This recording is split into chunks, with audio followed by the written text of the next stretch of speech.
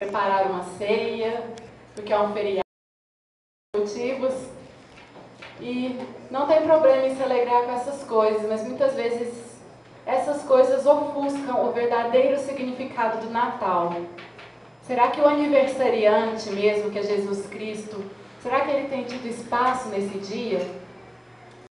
Que nós realmente possamos cada dia nos voltar para a verdadeira luz do Natal, que a luz de Jesus ilumine o seu coração hoje, nessa noite, todos os dias da sua vida, que só Ele é a razão do Natal.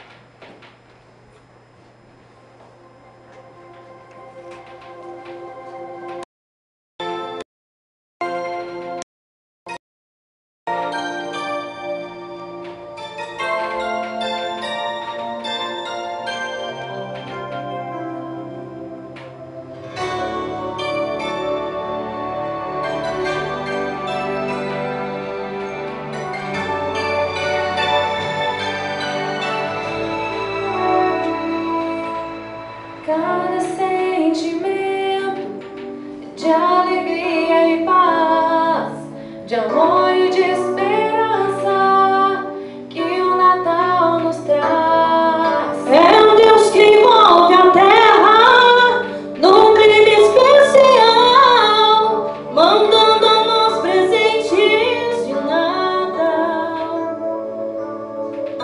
Vitrines enfeitadas, brinquedos pelo chão, a cidade iluminada nos tira a atenção do Deus que é a estrela, a verdadeira luz que brilha em nós apenas Jesus.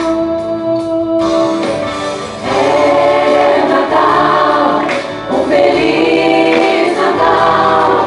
Que o menino Deus seja adorado em toda a terra. Bom Natal, aleluia e glória ao nosso Salvador nasceu.